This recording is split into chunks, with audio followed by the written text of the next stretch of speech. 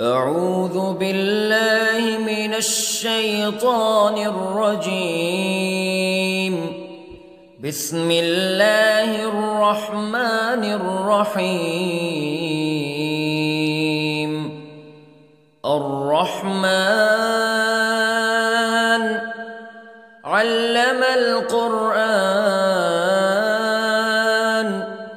خلق الإنسان علمه البيان.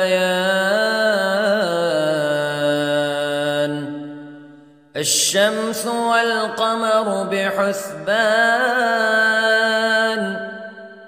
والنجم والشجر يسجدان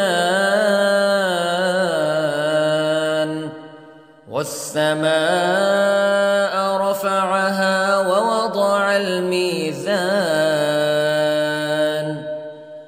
ألا تطغوا في الميزان وأقيموا الوزن بالقسط ولا تخسروا الميزان. والأرض وضعها للأنام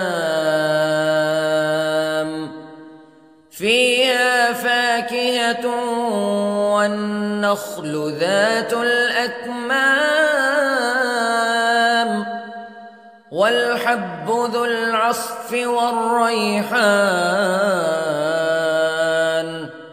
فبأي آلاء ربكما تكذبان. خلق الإنسان من صلصال كالفخار وخلق الجان من مارج من نار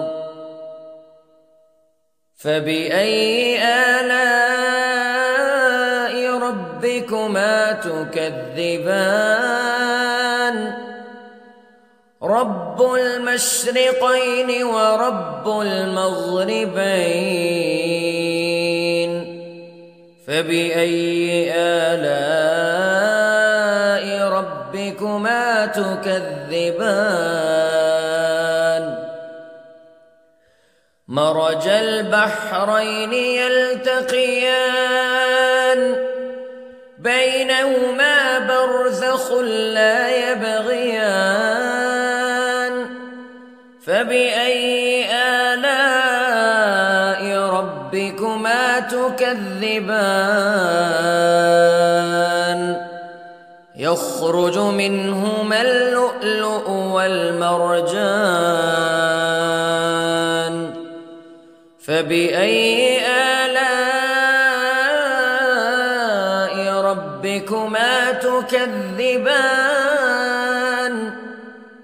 وله الجوار المنشآت في البحر كالأعلام فبأي آلاء ربكما تكذبان. كل من عليها فان ويبقى وجه ربك ذو الجلال والإكرام فبأي آلاء ربكما تكذبان.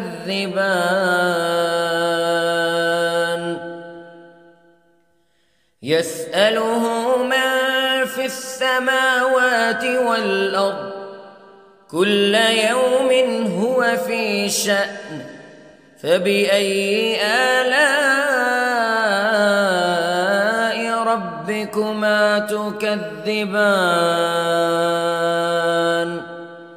سنفرغ لكم أيها الثقلان فبأي آلاء ربكما تكذبان.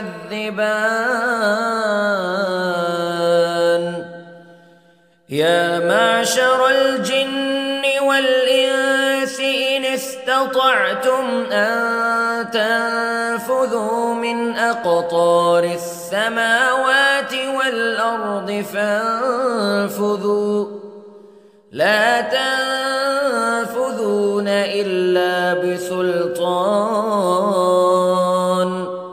فبأي آلاء ربكما تكذبان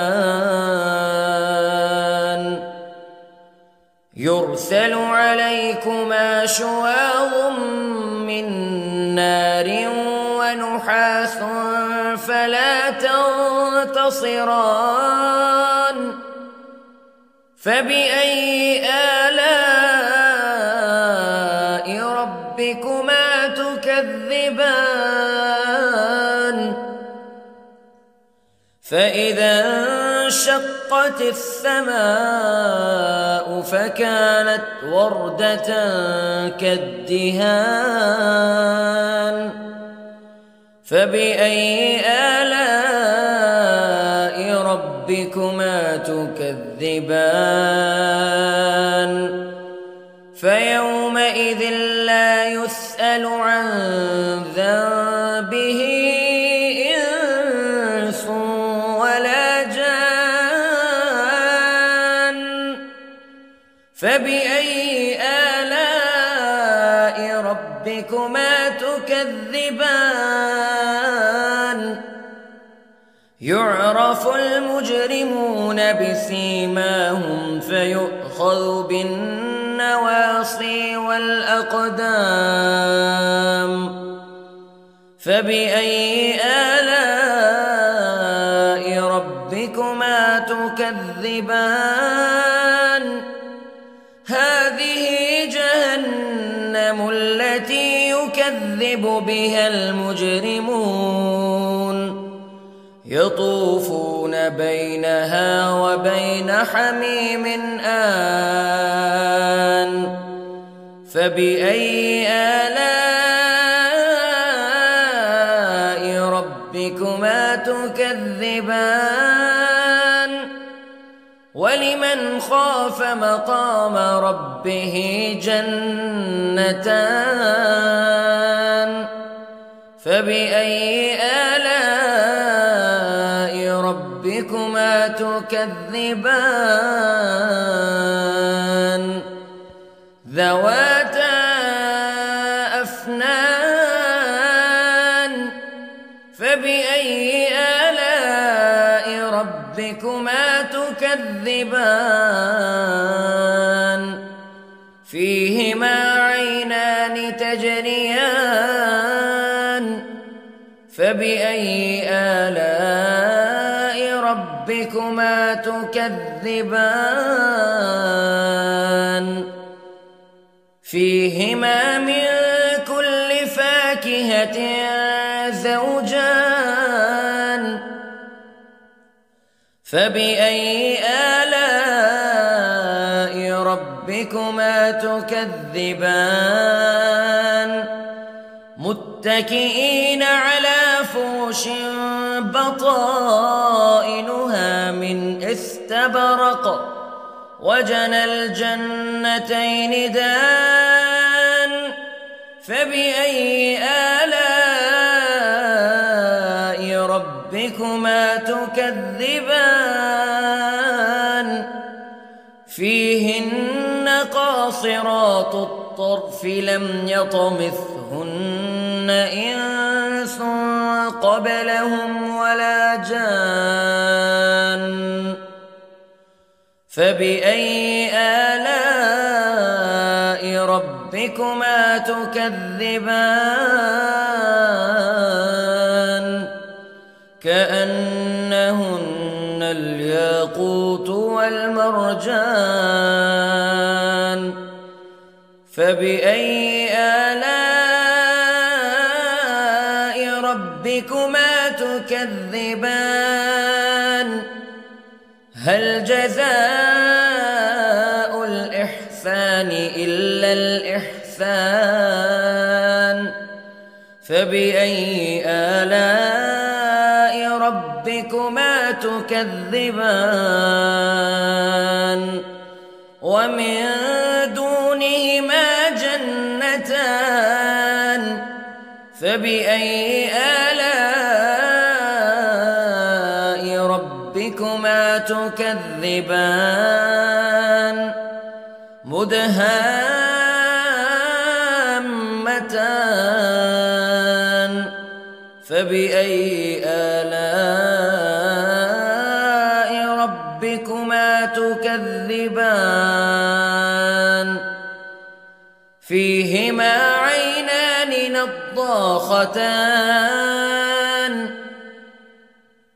فبأي آلاء ربكما تكذبان فيهما فاكهة ونخل ورمان فبأي آلاء ربكما تكذبان فيهن خيرات حسان فبأي آلاء ربكما تكذبان حور مقصورات في الخيام فبأي آلاء ربكما تكذبان لم يطمثهن إنس قبلهم ولا جان فبأي آلاء ربكما تكذبان متكئين على رفرف خضر وعبقري حسان فبأي آلاء ربكما تكذبان تبارك اسم ربك ذي الجلال والإكرام